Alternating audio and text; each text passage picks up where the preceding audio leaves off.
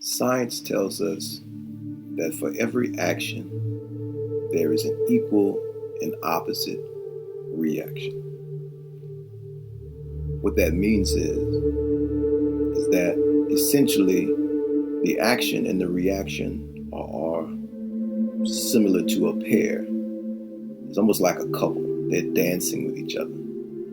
As long as the action happens, the reaction happens.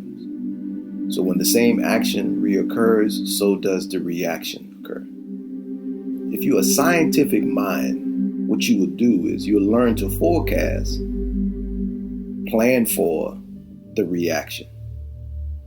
And if you plan for the reaction, that means eventually you're going to learn how to take advantage of the reaction that comes from the action.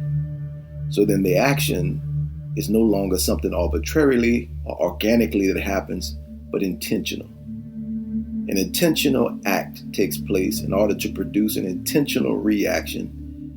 And whoever's in the disadvantage in the reaction, if they don't change, get out of the cycle of the reaction and create an action for themselves that is totally outside of the predictability of the forecast of the person creating the action, nothing will fucking change.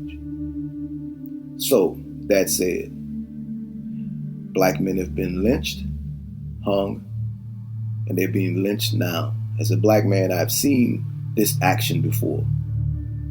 And I've also seen the reaction you see before. And I want you to consider that a forecast has been made, a strategic forecast of what happens when this action takes place, what reactions take place, and how to take advantage of those reactions, and how to set traps based on those reactions in order to continue to have those same reactions happen again. There is no power in reaction. Reaction is a victim of action. And until you turn the tide, until you get on the other side and create an action that creates a completely different reaction of its own to your action, you are a victim of someone else's agenda. In fact, someone else is painting your future without you even knowing that your future is being painted by someone else.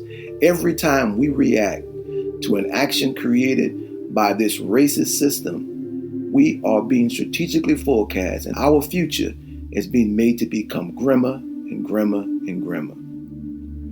It's time we come together. It's time we get our mind clear, and it's time we take some action that is unpredictable. And I'm not talking about violent action, because that is very predictable and that could be forecast. And where that will go would definitely be felt, and it can be controlled because it can be forecast. I'm suggesting we take an action that cannot be forecast.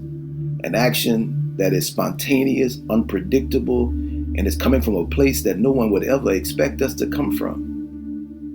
Now, I have a plan, very powerful plan. But it begins with us being honest about ourselves and being honest about the relationship that we share with each other and how we must clean it up, how we must heal, how we see and interact with each other on a daily basis.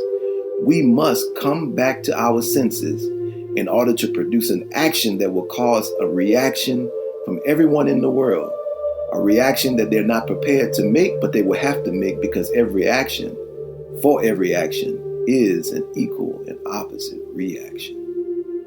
God does not react. God creates an action and everything reacts to it.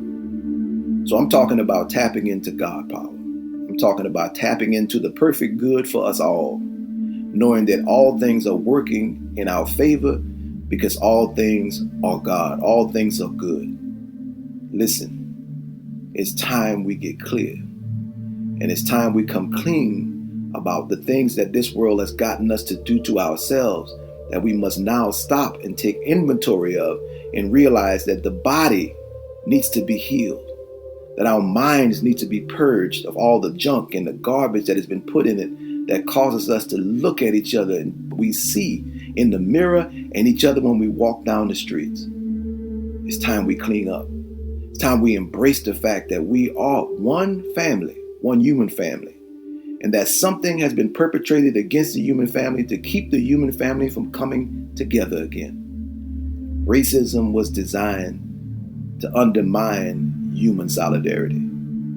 Human solidarity is the answer to racism. It is the solution. We got to stop reacting to racism and start acting to humanity, acting to solidarity, bringing about solidarity, pooling our resources and putting them in a place and investing in human solidarity, investing in the restoration of our full humanity, because this system has been draining and sucking on us like mosquitoes and Draculas, sucking the blood of our humanity away from us.